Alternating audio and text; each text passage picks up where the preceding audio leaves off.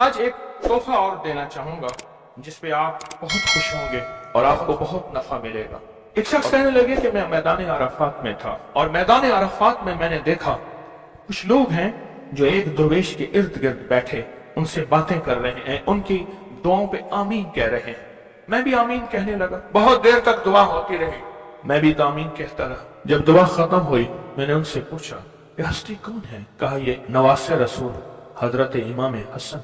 मैं उनसे लिपट गया, मैं रोया कि मैंने सारी जिंदगी एक एक दौने एक एक औकिया और एक एक पैसा पैसा जमा करके हज का सामान बनाया, हज के असबाब बनाए। कोई अता फरमा दे, आज कोई अता फरमा दे कि मेरे मशकीज़ें भर जाएं, मेरे खच्चर भर जाएं, मेरी ऊँटनियां भर जाएं, बस मशकीज़ें भर जाएं, मेरे खच्चर भर जाएं, मेरी ऊँटनियां भर जाएं। मैंने उनके सामने अर्ज किया तो शेख ने फरमाया अच्छा देख, मेरा वो खैमा है, थोड़ी ही देर के बाद आना, जब मजमा हट जाएगा मैं तुझे अता करूं।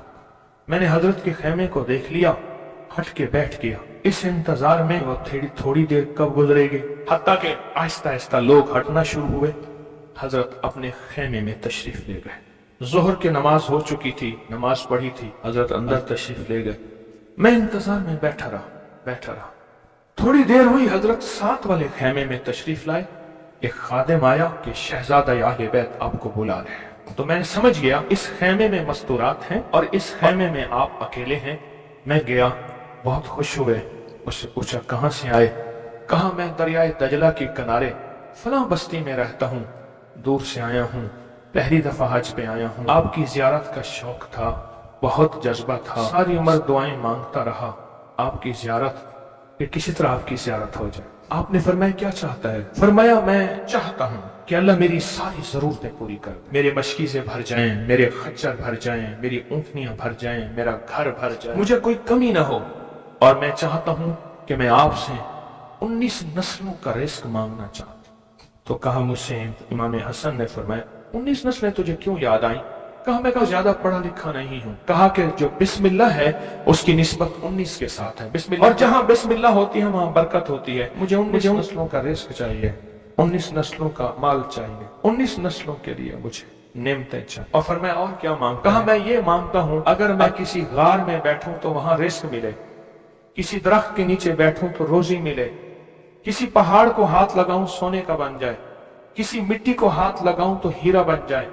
मैं ये मांगता हूं मैं जिसके लिए दुआ कर दूं उसका काम हो जाए। कहा मेरे जज्बे को पढ़ते हुए शेख ने फरमाया और क्या मांगता है? सखी तो और देना चाहता है, मोहम्मद आले मोहम्मद से बढ़ के कौन सखी होगा? कहा कि आपने फरमाया और क्या मांगता है? कहा मैं ये मांगता हूं कि मैं मुस्तजाब दावत बन जाऊं, जिसके लिए दुआ मांगू दुआ पूरी हो, अपने लिए मांगू पूरी हो। मैं और क्या मांगता है? कहा मैं ये मांगता हूं बादशाह के पास जाऊं तो बादशाह मसनद और तख्त छोड़ के मुझे तख्त पे बिठाए। तो शेख हंस पड़े, फरमाया तू खुद बादशाह बनना चाहता है? कहा बना देंगे तो मैं इनकार नहीं करूंगा। तो आपने फरमाया तो मैंने तो खुद बादशाह छोड़ी है। इमाम हसन ने फरमाया मैंने तो खुद बादशाह छोड़ी है।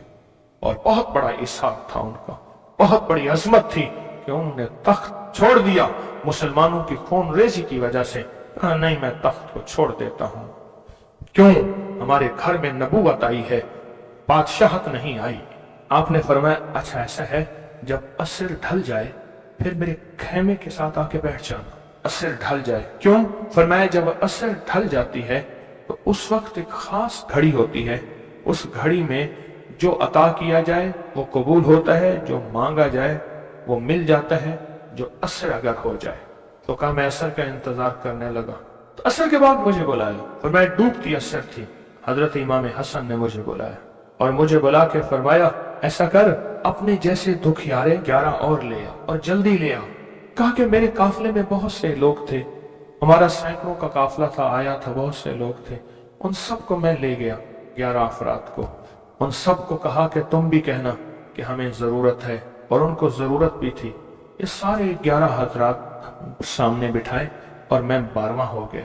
और सब 11 से कहे यहां बैठे हो ना तुम अराफात के मैदान में, अराफात के मैदान की ढेरियां बना लो, मिट्टी के पहाड़ बना लो, ढेरियां बना लो। उन सब ने बना लिए और मैं इस पे हाथ रखो। और हाथ रखने के बाद कहा फरमाया जो मैं विर्द पढ़ता जाऊं तुम पढ़ते जाना, जो पढ़ता जाऊं पढ़ते जाना। और उसके बाद पढ़वाया اور کہا بہت دیر تک پڑھواتے رہے پڑھواتے رہے پڑھواتے رہے، اور اس کے بعد فرمایا ان ہاتھوں کو جھاڑو اور جاؤ، جو چیز آج کے بعد مانگو گے وہ ملے گا۔ اور کہا کہ اب اگر اسی جو مٹی کی ڈھیری ہے اسی کے بارے میں بھی مانگو گے تو اللہ اس ریت کو سونے کی ریت بنا دے گا۔ کہا کہ مجھے تو یقین تھا، ہم میں سے ایک بندے نے وہی لفظ پڑھا اور پڑھنے کے بعد دیکھا تو اس کی مٹی کی ڈھیری سونے کی ڈھیری، سونے کی ریت بن گئی تھی۔ لیکن کہا میں نے نہیں کیا، تو حضرت نے میرے عمل پہ خوشی کا اظہار فرمایا، حضرت امام حسن نے، اور ایک لفظ فرمایا جا، اس کا ہاتھ سونے کا ہے، تیرا دل اور زبان ہے، تو جس کے لیے سونا کہے گا اس کی تقدیریں بدل جائیں۔ یہ ایک روایت ہے، لمبی روایت کو میں نے مختصر آپ کی خدمت میں خلاصہ عرض کیا نہیں۔ صدیوں پرانے علماء، بزرگ، اولیاء، صالحین نے اس عمل کو پھر کیا اور اگلوں کو بتایا، پھر انہوں نے اوروں کو بتایا، پھر اوروں نے اوروں کو بتایا، پھر جو اس عمل کی تاثیر کھلی، اس عمل کی تاثیر کا قریب ایک واقعہ سناتا ہوں۔ والی افغانستان تھے امیر حبیب اللہ خان، امان اللہ تھے، حبیب اللہ تھے، افغانستان کے بادشاہ تھے۔ وہ جب بھی کسی سفر میں تشریف لے جاتے تھے ایک بندے کو ساتھ رکھتے تھے، وہ بندہ اس دعا کا عامل تھا، جو ابھی دعا ہم پڑھنے لگے ہیں اس کا عامل تھا۔ اور بندہ کیا کرتا تھا، وہ 3 گھوڑوں اور قافلوں کے ساتھ آگے چلتا تھا۔ آگے چلنے سے مراد یہ ہوتا تھا اگر وہ چل رہا ہے تو آگے راستہ بے خطر بھی ہے، موسم بھی ٹھیک ہے، حالات بھی بہتر ہیں، حتیٰ کہ اگر دشمنوں کے قافلے میں بھی وہ شخص جا کے بیٹھ جاتا تھا تو بڑے بڑے فاتحین جب حملہ کرنے آتے تھے ان فاتحین کی فتح بھی رک جاتی تھی۔ کہا کہ جب تک وہ بندہ رہا بادشاہ افغانستان کے ساتھ، کوئی فاتح، کوئی دشمن، کوئی حاسد، اور مختلف جگہوں سے شورشیں، بغاوتیں کرنے والے سب دوست بن جاتے تھے، اور بادشاہ کے ہر مقصد حاصل ہوتا تھا، ہر منزل ملتی تھی، ہر مشکل حل ہوتی تھی، اور بادشاہ عزتوں کے تاج پہنتا تھا۔ یہ وہ اس دعا کا عامل تھا، وہ اس دعا کا عامل تھا۔ خراسان کے ایک بزرگ تھے جو اس بزرگ کے ساتھ رہے، انہوں نے ان کو یہ دعا دی، انہوں نے یہ تفصیلی واقعہ لکھا، والی افغانستان کا، بادشاہ افغانستان کا لکھا کہ ان کے اس واقعے کی برکت سے مجھے یہ دعا ملی ہے، اور پھر فرمایا میں یہ دعا پتھر ہو، لکڑی ہو، غار ہو، سمندر ہو، دریا ہو، کائنات کی کوئی ناممکن ہو، میں نے یہ محمد اور آل محمد کی نسبت سے ملی اس دعا کو جب بھی پڑھا ہے میں حیرت انگیز طور پہ حیران ہوا ہوں، اور میری زندگی میں حیرت کے دروازے کھل گئے ہیں۔ میں چاہتا ہوں اس کو ہم پڑھ لیں اور یہ موتی اپنے اندر لے لیں، اور یہ موتی اپنے اندر سمو لیں، اور اس موتی کا فیض، اس کی برکت اور اس کی خیر پالیں۔ اسی موتی کی نسبت سے دعا بھی کریں۔ آپ چاہتے ہیں یہ موتی مل جائے اور آپ بھی وہ بندے بن جائیں، وہ انسان کی حیثیت آپ کا مقام ہو کہ جو بادشاہ افغانستان اس کو بہت عزت دیتا تھا، ان کا وقار تھا، اور ان کے ساتھ پاس یہ عمل تھا، ان کے پاس یہ دعا تھی۔ وہ کہتے تھے پتھر بن جائے، غار بن جائے، پانی ہو، سمندر ہو، دریا ہو، نہر ہو، کہیں کوئی چیز ہو، مجھے کوئی خطر نہیں ہے کیونکہ میرے پاس یہ ہے۔ اور انہوں نے اپنا واقعہ سنایا کہ میں اس سے پہلے ایک اور بادشاہ کی فوج میں ہوتا تھا، بادشاہ کی نظروں میں کیسے آیا، ذرا یہ واقعہ بھی سن لینا، نہیں سمجھ آئی، بادشاہ کی نظروں میں کیسے آیا، یہ واقعہ ذرا غور سے سننا، توجہ سے سننا، جاگتے ہوئے سننا۔ اس سے پہلے ایک اور بادشاہ کے پاس تھا، بغاوت ہو گئی، یہ بادشاہ کو لے کے نکلا خفیہ راستے میں، وہ جس بادشاہ نے بغاوت کی تھی وہ اس بادشاہ کو قتل کرنا چاہتا تھا، قتل کرنا چاہتا تھا، خراسان کے بادشاہ کو قتل کرنا چاہتا تھا۔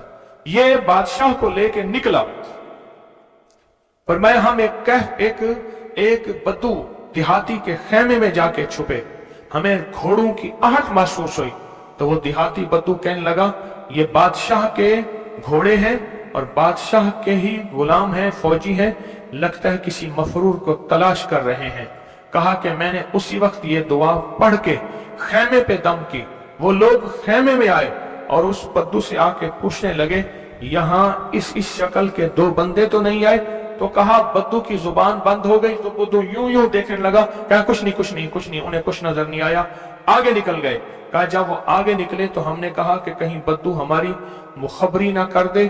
ہم اس خیمے سے نکلتے ایک جگہ دیکھا پانی کا چشمہ ہے، پانی کے چشمے کے ساتھ کچھ بڑے بڑے درختوں کا جھنڈ ہے۔ ہم نے پانی پیا، تھا کچھ نہیں، درختوں کے جھنڈ میں۔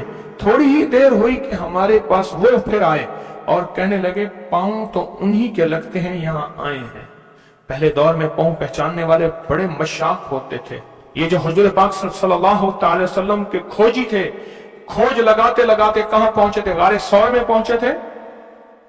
ثور میں وہ پاؤں اٹھا کے تو گئے تھے۔